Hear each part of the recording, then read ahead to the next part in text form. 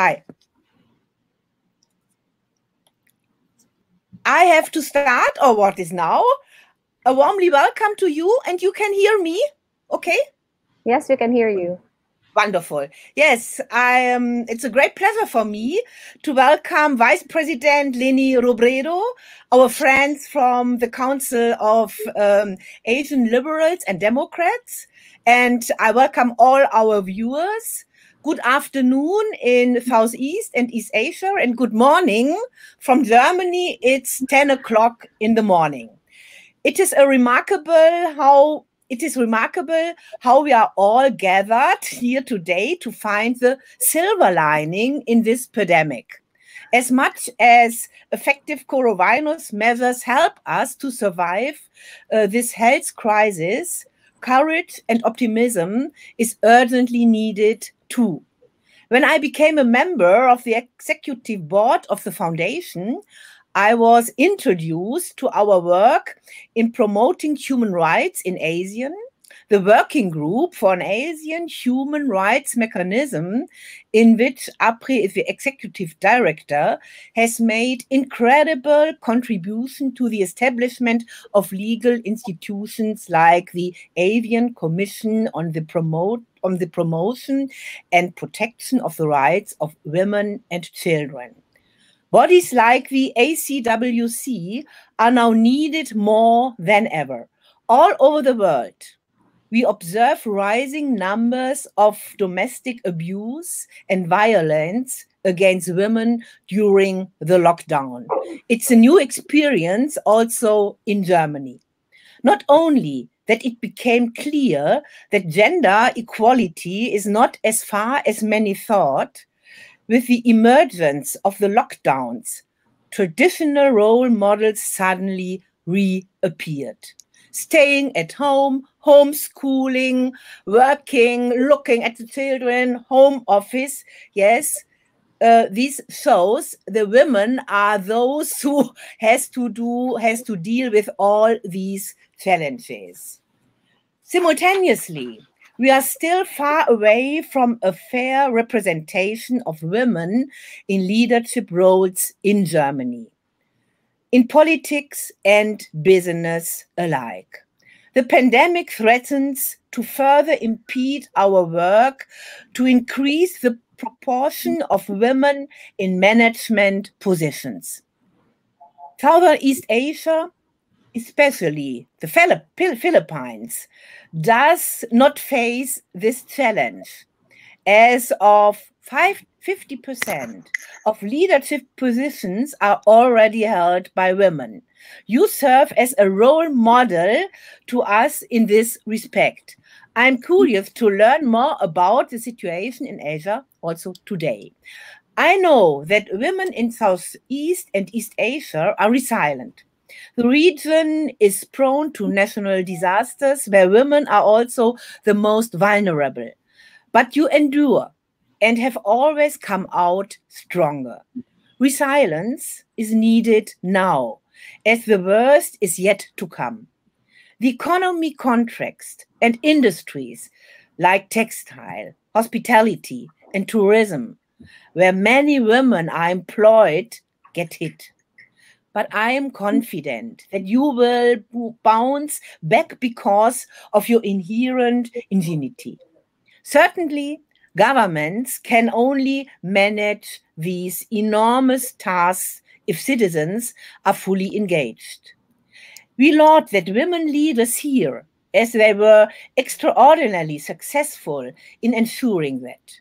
Their collaborative leadership engages everyone to work together to a common purpose.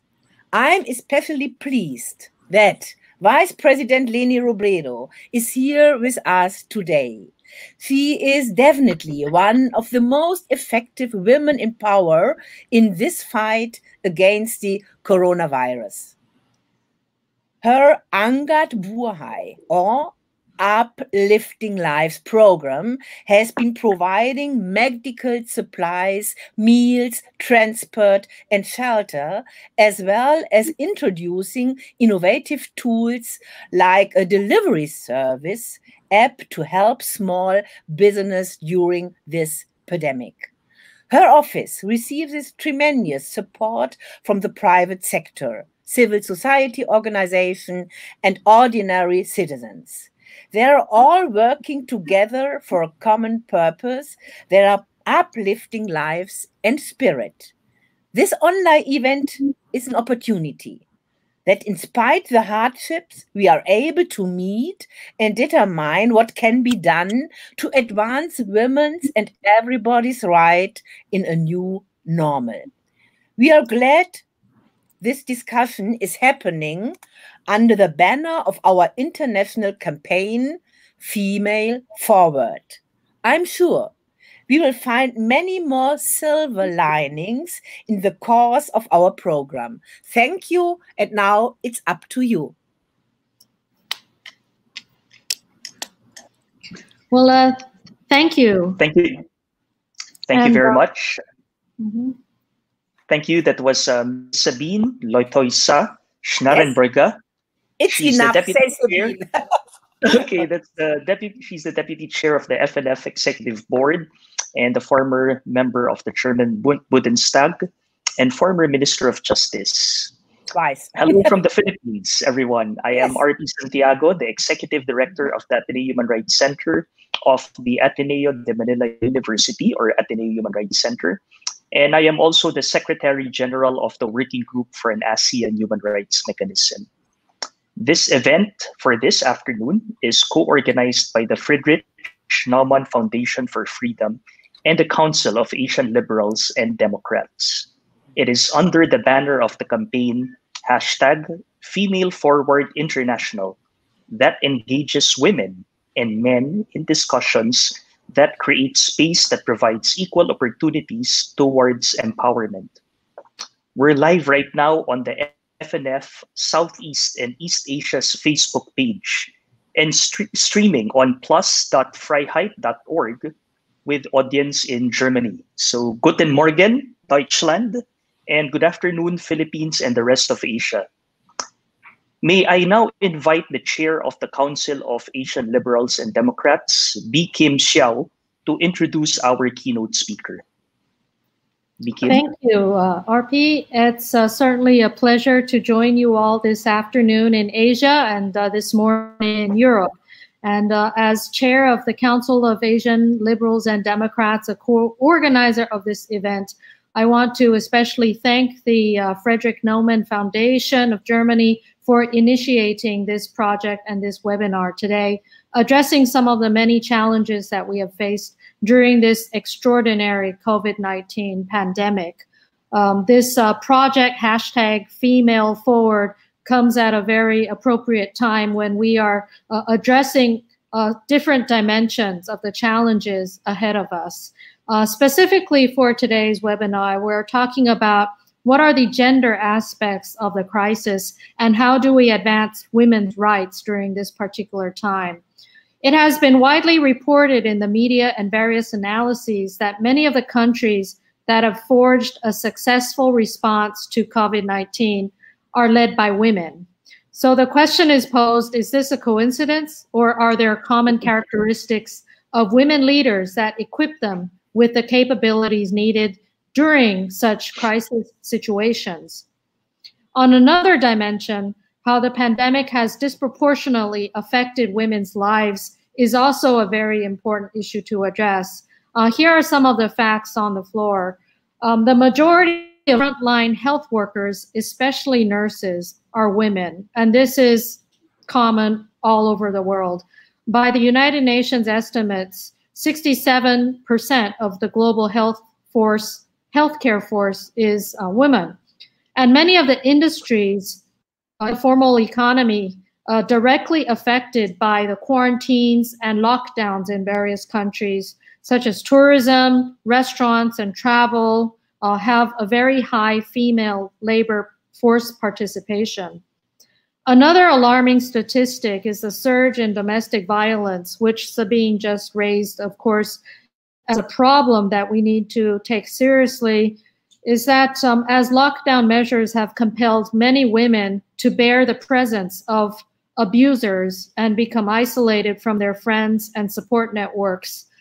We need to address this in this particular peculiar situation. Now, the current crisis also makes it more difficult for victims to seek help as medical facilities around the world are becoming overloaded. Now, today we have a distinguished panel of experts from Taiwan, Indonesia, and Malaysia. But first and foremost is, of course, our keynote speaker for today to address all of these questions and issues. And it's certainly my honor, ladies and gentlemen, to introduce our keynote speaker for today, along with Taiwan's President Tsai Ing-wen, and along with New Zealand's Prime Minister Jacinda Ardern, and many other women leaders who have quite prominently been presented in recent analyses of women leaderships. Here we have Her Excellency, an outstanding woman leader from the Republic of the Philippines, the Vice President, Leni Robredo. And of course, she has become an epitome of strategic and compassionate female leadership in the time of this pandemic. And from my understanding, even before the pandemic, she has been outspoken champion of women's equality and for providing and improving public health care in the Philippines. So it's my honor again to welcome the Vice President of the Republic of the Philippines, the Honorable Leni Robredo. Now the floor is yours. Thank you very much. Good day, everyone. The world is definitely changed. Economies have ground almost to a halt. The traditional boundary between home life and work life has collapsed, and the way we communicate is now filtered through technology and other media. Many of us here have probably spent the past months asking the big questions. What will jobs look like? What will our schools look like? How do families, friends, and neighbors celebrate with one another moving forward? How does this pandemic magnify the persistent problem of inequality, particularly the inequality experienced by women? And how do we respond? Here in the Philippines, the difficulties brought about by poverty and marginalization have only heightened under the pandemic. Those who used to survive on subsistence wages have had to rely on government-provided aid to get by. Those who lacked access to basic services pre-COVID feel the effects of the pandemic closer to their guts. We know that during times of crisis and national emergencies, cases of domestic and family violence increase because victims are trapped with their abusers in a single space. Worse, many cases go unreported, so victims cannot call out for help. There are even more troubling reports indicating that under the enhanced community quarantine or lockdown, as we call it, the rules that were meant to protect us have been prone to abuse. One such report narrates a woman being forced into sex by abusive police officers just so she can cross a border between cities to get a kilo of rice. Some of our nurses who serve at the front line against the disease have been forced to walk 10 kilometers to and from work because basic transportation remains shut down and alternatives remain absent in far-flung places. The delivery of reproductive health services to women is another challenge we face.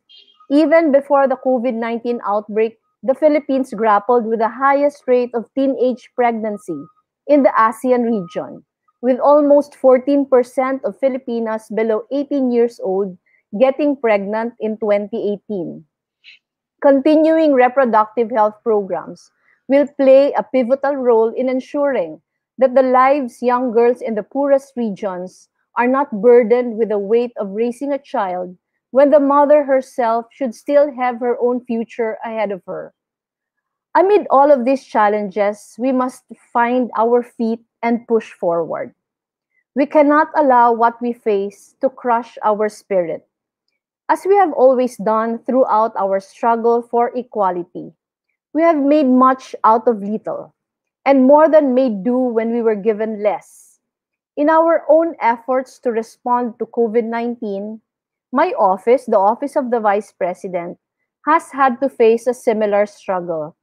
Our mantra, as always, find the gaps and fill them. Find a way. 2 days after the shutdown of public transportation was declared, we began providing free shuttle services to medical workers. In the end, managing a total of 8 different routes. The service lasted a month, and it wasn't easy. Every day was a learning experience. But what we took away from this was that an effective, organized means of mass transport was possible in the Philippines. And we didn't do this alone. Working with the private sector was crucial. Volunteers from every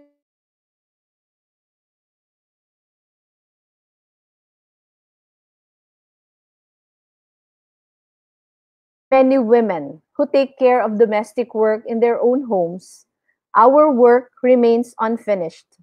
Protective equipment sets still need to be distributed. Public transport remains shut down. So we continue to provide free dormitories to frontliners.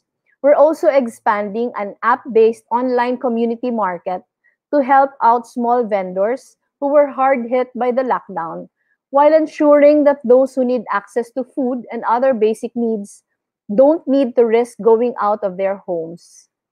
Today, as we listen to our speakers, we will hear their stories. Stories of women providing leadership where it is absent. Hope to those who have given in to despair.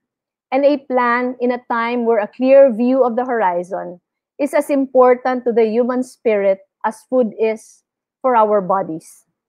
I hope that the things we share here reach all the worlds we inhabit, our homes, our workplaces, and larger communities. I am confident that what we'll talk about today will affirm our shared belief. The strongest societies are the most inclusive societies. These are places where the full measure of talent and experience from every sector contributes to solving our greatest problems. COVID-19 is the greatest challenge we have faced, perhaps in the entirety of modern history. And we have always done, we will rise to meet this challenge and eventually overcome. Thank you very much. I'm looking forward to all the inputs that we will hear from our speakers this afternoon. Mabuhay po kayo.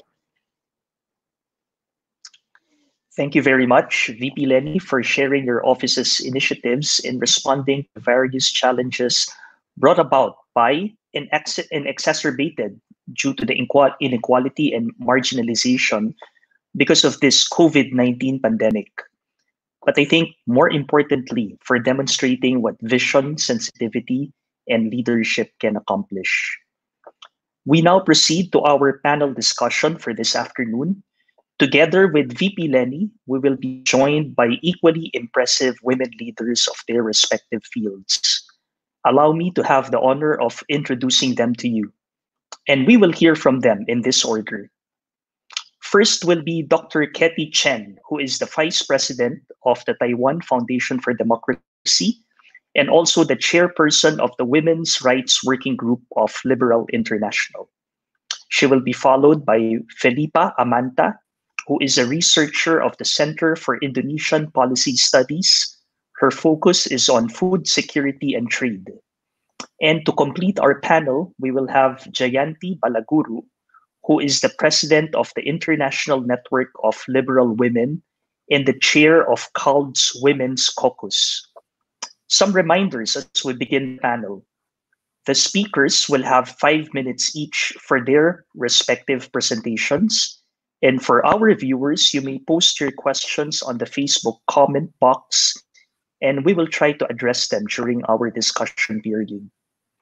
May I invite Dr. Katie to please start? Good afternoon, everybody. It's a pleasure to see some of my old friends, even though it is through a computer. And I hope really I could have an opportunity to see you guys in person very soon. But it is my great honor to be part of this very timely and very important webinar discussing the role of women and women leaders under the current circumstances of the pandemic. Just to briefly let you all know about the situation in Taiwan. It has been about 6 weeks that Taiwan has no local, in fact, confirmed cases of infection. And as of yesterday, there were about 442 confirmed cases of the coronavirus infection in Taiwan.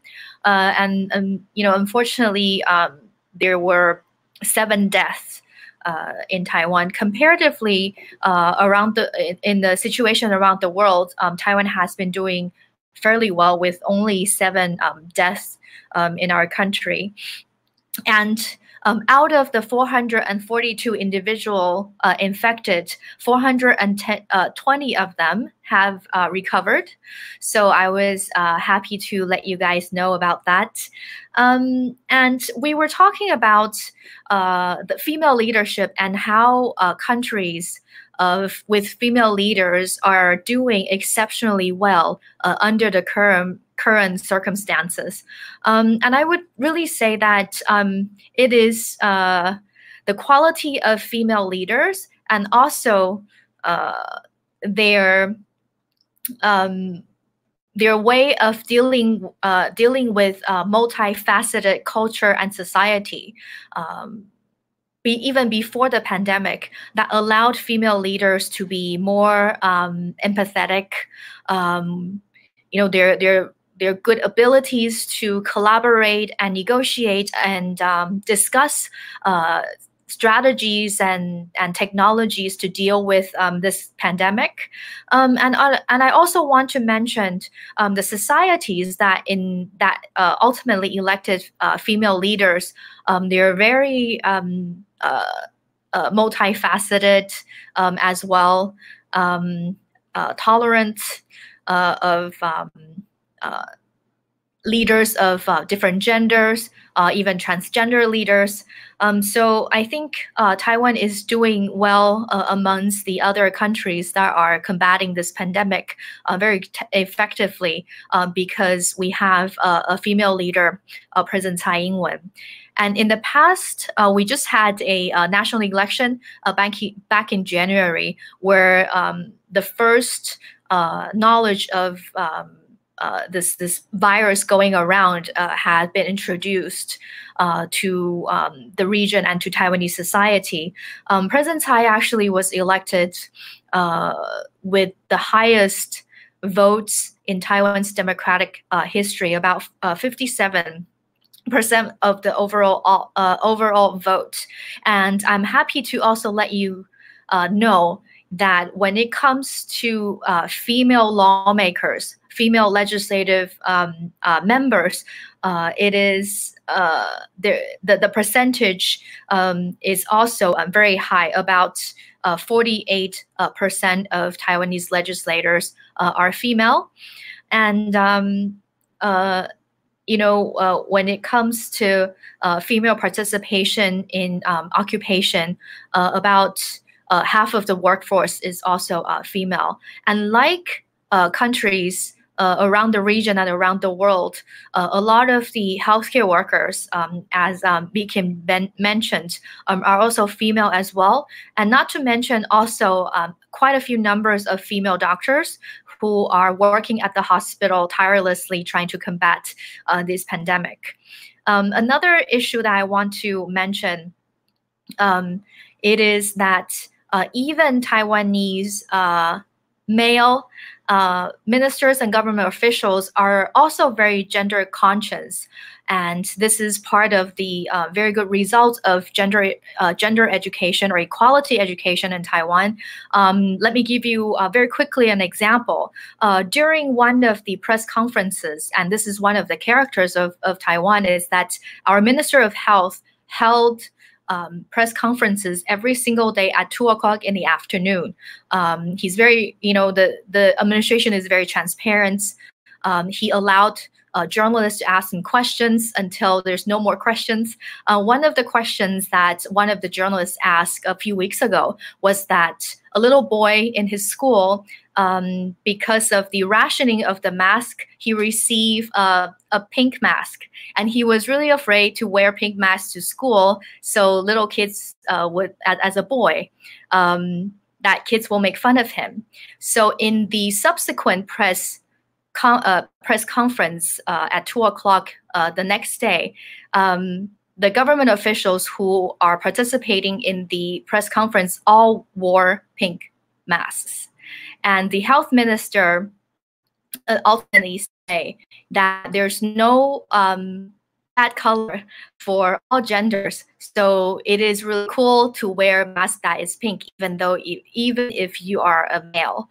So through these public education, as you can see, Taiwan has really found a way to really emphasize and the importance of gender equality and the extent to which female, when it comes to participation in politics, employment, being a frontline person to combat not just the pandemic, but also other crises and issues. It's female could be as good or even better at these jobs. So since we are short with time, I want to stop here for the time being, and then hopefully through engagement that we could have further discussion, and I could tell you something about Taiwan in the past few months becoming the world's second largest producer of facial masks and donating masks to our friends in the region and around the world. So thank you so much for giving me the time to speak. Thanks. Thank you, Dr. Ketty. Felipa, please. Thank you, RP. And first of all, I just want to say thank you for the opportunity. It is so refreshing to be in a group of esteemed women leaders, very inspiring, that really showcases how you can lead strongly and with empathy. So this is a very refreshing time and just interesting to hear from the Philippines and also from Taiwan. Let me shift a little bit to focus on the economic issue that is disproportionately affecting women right now. As many countries are still in lockdown phases or perhaps starting to rethink about reopening the lockdown, we are facing the impacts of the lockdown to our economy. It has significantly disrupted the economy. We're seeing massive unemployment numbers. Globally, the International Labor Organization shows that the full or partial lockdown have affected and is affecting almost 2.7 billion workers, or about 4 in 5 of the world's workforce. And among that, 1.6 billion workers are in the informal economy. People are furloughed or have lost their jobs entirely, in a sense, losing their source of income. And small and medium enterprises, many of them in Indonesia, even majority of them are women-owned, are seeing reduced revenues or even closing down. And in effect, poverty have massively increased, and this is threatening to wipe out the progress that Indonesia and many other countries in the Southeast and East Asian region have made in the past couple of years. For example, in Indonesia, absolute poverty number have reduced to 9.2%, but now it's predicted to rise back up to 9.7%, or even worst case scenario to 12.4%. All of these economic conditions are terrible, but we also have to remember that these are disproportionately affecting women. And as other speakers have mentioned, the informal economy is a huge part of this. So according to the United Nations, nearly 60% of women around the world work in the informal economy, and they are earning less, they are saving less, and also they are at greater risk of falling into poverty. I think as P. Kim earlier mentioned, in the informal economy, women occupy retail, hospitality, tourism industry, all of these. And a recent analysis by Bloomberg points out that 53% of women in the informal economy are actually in sectors that are deemed to be at risk, around medium high to very high risk of getting impacted from the pandemic. These are in that kind of sectors like tourism and in services, and also in many other sectors such as migrant workers, domestic workers, and women who take jobs as farm laborers, agriculture jobs, and other jobs like that. This informal economy, this informal sector, it's the backbone of many families, because women occupy this as refuge, for example, because they are not able to enter into the formal economy. For example, here in Indonesia, the formal labor force participation rate for women is still very low at 52% compared to men's 82%. So in essence, because they are unable to go into this formal economy, they then have to enter informal economy.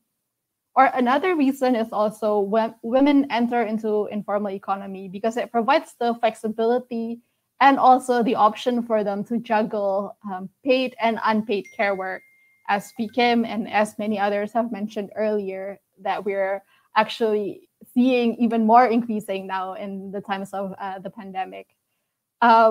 And from past crises, for example, the Ebola crisis in Africa, and also more closely to home from the Asian financial crisis in 1998, we also know that women dropped out of the labor force at a bigger rate than men. And they also returned to the labor force at much slower rate. So this is an issue that we have to think about starting from now. Now that we're also already thinking about relaxation and the new normal, how is it going to affect women? Are they able to come back to the labor force equally? And that's on a macro level. But on a micro level, as we already know, these tensions, these additional stresses, they all led to a surge in domestic violence and also in unpaid care work in the household. These are all very issues that are intertwined. And then, so now what do we do then? How can we make communities more resilient to future crises? How can we survive this pandemic and also move forward from this pandemic? There's a lot of work to do, but let me just start by proposing 3 things that we can consider for now. The first one is we need gender-sensitive policies, acknowledging that women and men are affected differently, and also designing policies that work for both women and men. And this starts with 2 big points. The first one is having more women representative in the decision-making process. That's why it's so refreshing to be here, because we heard from Taiwan and we heard from the Philippines, who have made great progress in terms of women leadership. Here in Indonesia, unfortunately, we've actually, this year around, we've actually decreased our representative in the parliament, in the members of parliament. We're actually down from about 19% to now about 17% of female members of parliament. Even in the executive cabinet as well, previously in the previous cabinet, we've had 7 different female ministers, and now that's only down to 5. So hearing from Taiwan and hearing from the Philippines, I hope it can be an inspiration or a goal for other countries to strive towards. And the second one on this point is about gender disaggregated data. So not only do we need female female political participation, but for that, we also need gender disaggregated data for things like the health issue, economic issue, social issue. This is still lacking, and only when we have sex disaggregated data will we be able to acknowledge and understand the problem and then devise the policy accordingly. And then the second one, we need to finally address paid and unpaid care work. Now it's clearer than ever that unpaid care work have long gone unaddressed. So hopefully after this pandemic, and even starting from now, we can start to think about how to address this unpaid care work, maybe through workforce flexibility, through expanding childcare options for families, things like that. And then last but not least, the third one I want to make the point is that we need to strive for greater economic openness to provide more opportunities for women and men.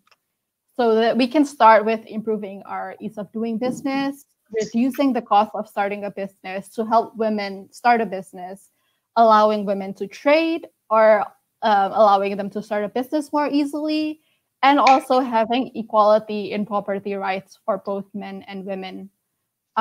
This will be very important to help women come back into the economy and also to build a more resilient community.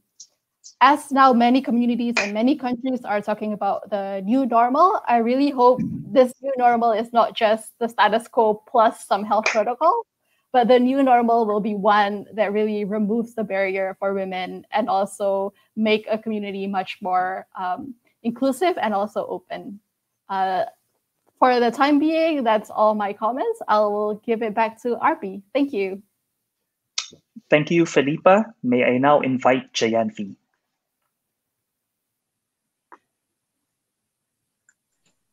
Can you hear me? Yes. Yes, we can hear you. Okay. Thank you so much. Yes. Good afternoon. I'm indeed honored and I'm proud to be able to share this platform with Honorable Vice President Lenny Robredo, Sabine B. Kim, Katie, and Felipa. At this time where we are all undergoing this lockdown in various different stages, some countries coming out of it, some countries introducing movement control ordinance.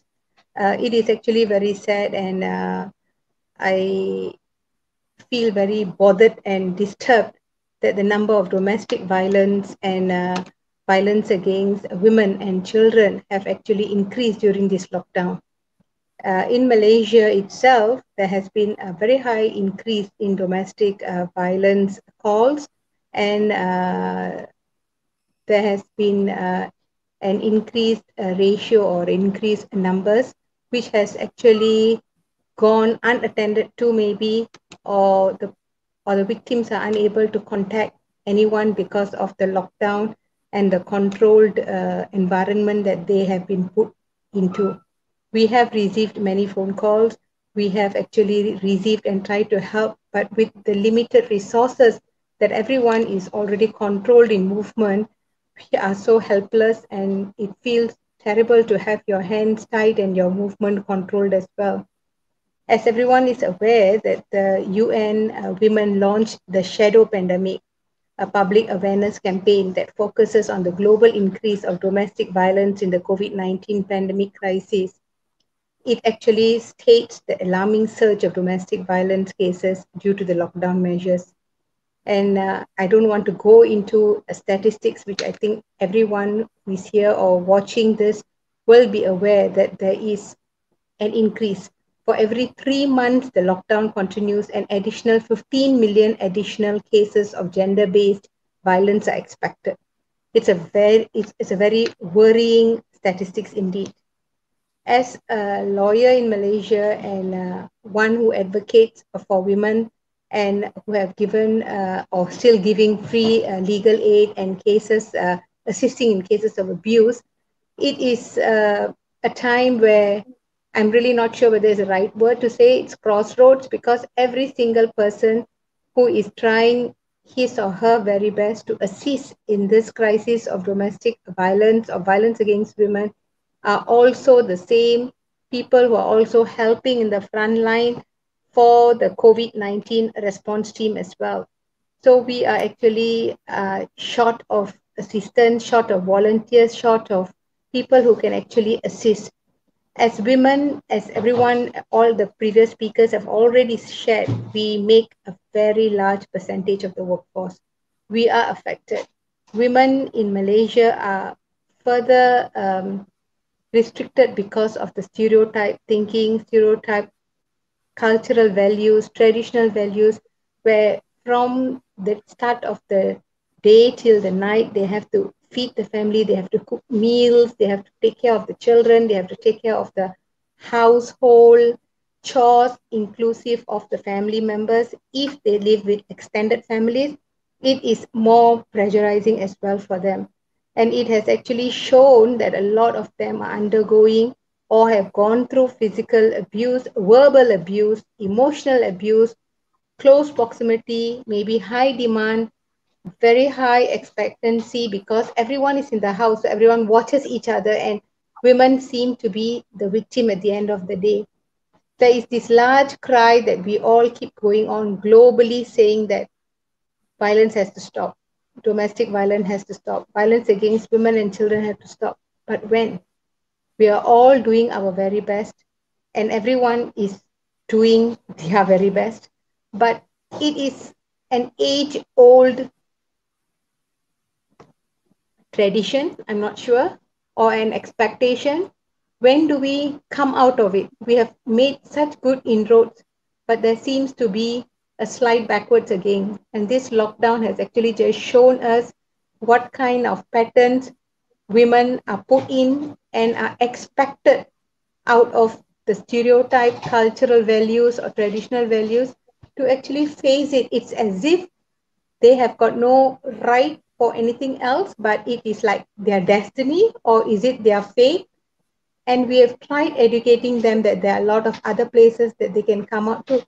But with the lockdown, they don't have any means to call out, to reach out, and they are actually subjected to more severe and more acute treatment which they are unable to bear. And I'm very worried that when this lockdown is lifted, whether in stages, will these affected victims and their children have that psychological effect, and will they be treated for all this so that they can actually lead a normal and a steady life, and whether it will actually affect them, have a long-term effect on them, and how do we make this more tangible? Maybe, I'm not sure whether that's the right word, but we need more media coverage. And with this COVID-19 and the lockdown, most of the media coverage was on the statistics, and not many people were able to come out or would be able to raise their concerns. And it was actually quite suppressed because COVID-19 had taken the bigger show, and the women were suffering, and they really were not able to reach out and get the relevant assistance and help. I think with that, I will end here and think before that, sorry, I really need more. I think we really need to get more media coverage internationally, locally, and more agencies to come forward to assist these women, maybe not during that time where they really needed it so much, but as we are coming out of this lockdown, we really need a lot of agencies to be there to be able to help them with psychological help, with a lot of counseling, and to assist them and show them ways, because I think the violence that was actually happening during this lockdown is extreme in so many cases, but because of confidentiality, I am unable to share it because it's very, very alarming indeed. Thank you. Thank you, Jayanti. We will now begin our question and answer portion and discussion. Again, for our viewers, you may post your questions on the Facebook comment box, and we will try to address them in this discussion. Maybe I'll start with the first question with the Vice President, Vice President Lenny. Yes, RP. When this quarantine or lockdown in the Philippines started, it was an immediate lockdown, and the government actually paralyzed the public transport system. And yet it was your office that initially mobilized all these shuttle services for our frontliners, because they were the ones who were still going to work, and yet they were the most affected because of the lack of transport system. And you've outlined a lot of your other projects coming from, as you said, your small office, but yet visionary and big projects. My question is, how do you do it? I think that we benefit from our experience since we started office in 2016. For the benefit of those who are not from the Philippines, just to give context, the Office of the Vice President in the Philippines, aside from succession, does not have a real mandate. For many years, it has been performing ceremonial work only. But when I assumed office in 2016, I decided that we should make the office, reinvent the office, make it more relevant. We all agreed that we wanted to help the poorest, the smallest, and the farthest of communities in the Philippines. But our problem was we did not have the resources for it. So we conceptualized a program, our flagship program, the anti-poverty program. We call it Angat Buhay, which means uplifting lives. We conceptualized it in such a way that our office is sort of a conduit between communities needing help and private organizations wanting to help. So for 4 years, we have been working with the private sector already. So when government decided to stop all public transportation in Manila, it was very easy for us to identify which private organization to call because we have been partnering with them already.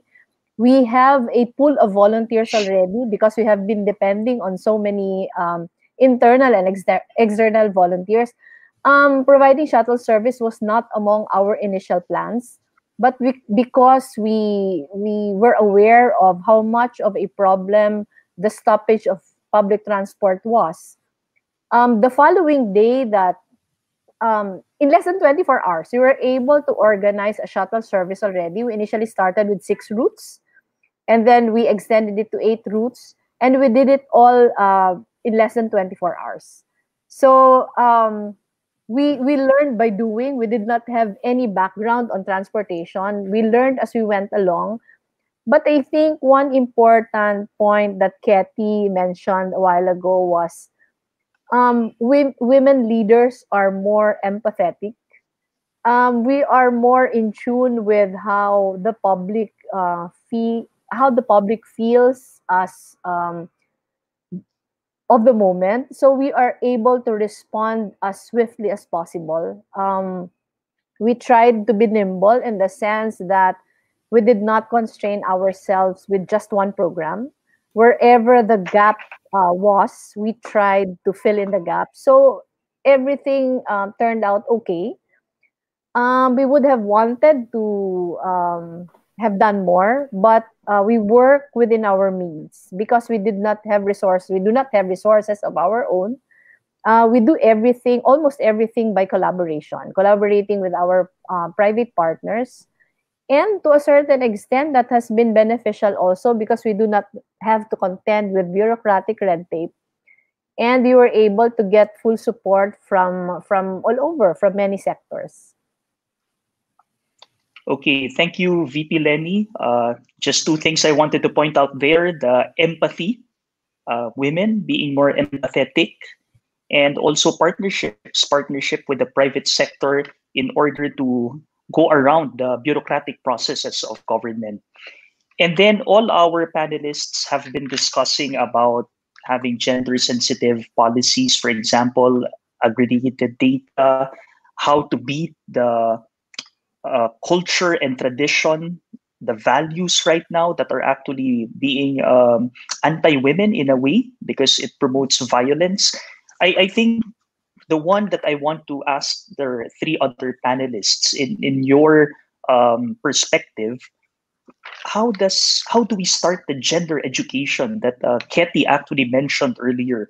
And what also struck me was that with a small gesture of just wearing that pink mask, it's a small gesture, but we know that it has a very big impact. And everything starts with that gender education. How could we mount that gender education to move towards all those policies down to beating or revisioning the values? Can we start with Dr. Ketty again? Thank you very much. I think I would say, we need to start them young. So as early as possible, there should be a awareness, even predates school years, that for parents to teach their children about gender equality and be sensitive of those not just of different gender, but people who are different from you, and be accepting to those who have different gender orientation. So I think it's really important to have install curriculum as early as elementary school to teach little children to be sensitive. And in Taiwan's political history, it's fortunate that females have been really participating in politics as well. So having female examples, female leaders, female who inspire not only to adolescent or younger girls but also for male children and adolescents as well, to respect women and just be really sensitive of equalities and not discriminate. I think that would be my recommendation and suggestion. Thank you. From your perspective, Felipa? I really agree with Kathy to start young. And to add to that, going back to Vice President Lenny's point about partnership, this is not only a matter of education and family, but also a matter of all civil society, such as churches, mosques, religious institutions. All of these very important institutions must take a role in gender education for the public. But at the same time, we can also start now with our bureaucratic institutions as well. In Indonesia, for example, we have this program from the Ministry of Finance that really advocates gender budgeting in doing the budget for each institution. So also not only start young, but also it's okay to start from the older ones in the bureaucratic government, and just to refresh them about the need to be gender sensitive in the policy making process. I think that's my 2 cents. Thank you. Jayanti?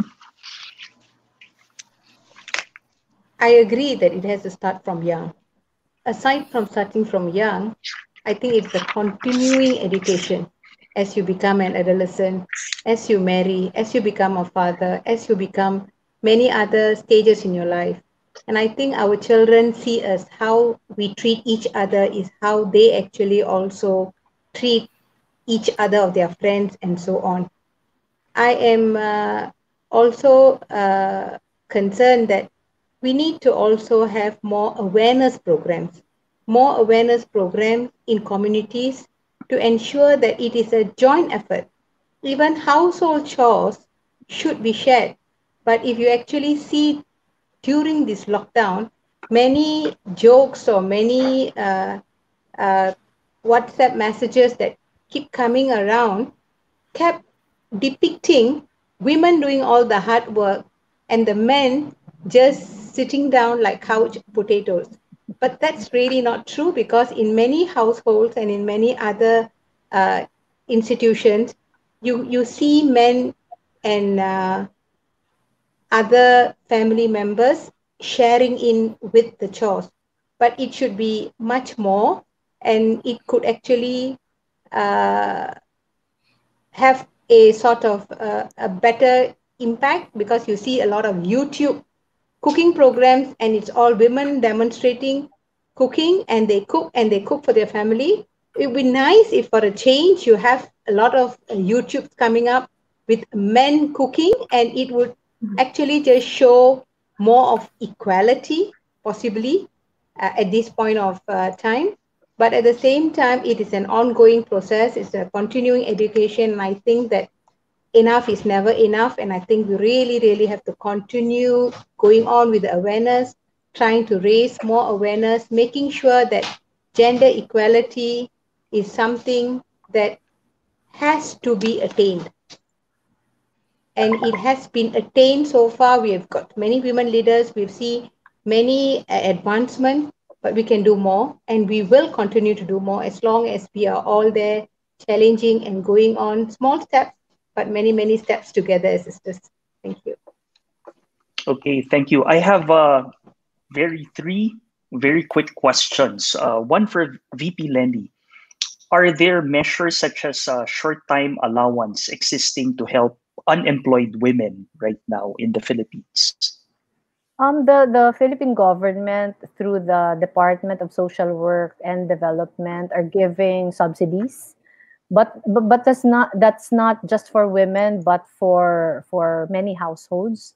There are other subsidies being given by the Labor Department, by the Social Security System, etc.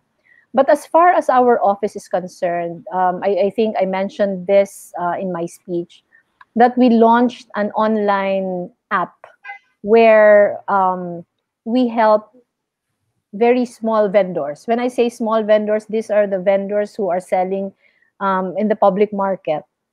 Capacitate them, give them online presence. Because when the lockdown happened, um, many of us shifted to online selling already. But we noticed that it was almost exclusive to those who have the means to do so.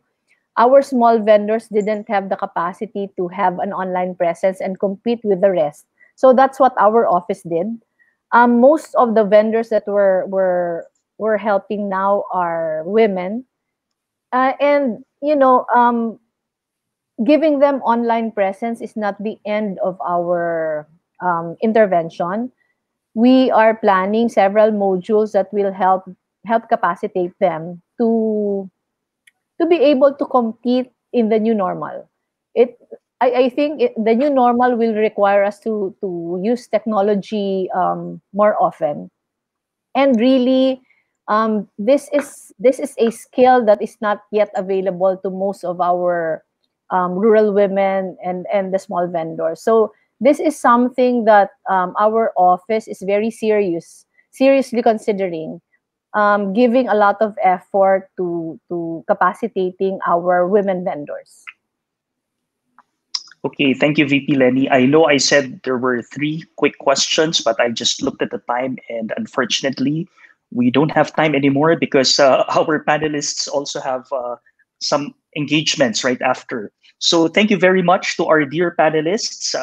I do hope that from our sharing, everyone has been enlightened on what women bring to the table in terms of good leadership in many areas of the world. Now, to close our program, and I now call on the Regional Director of FNF for Southeast and East Asia, Moritz Kleide. Moritz.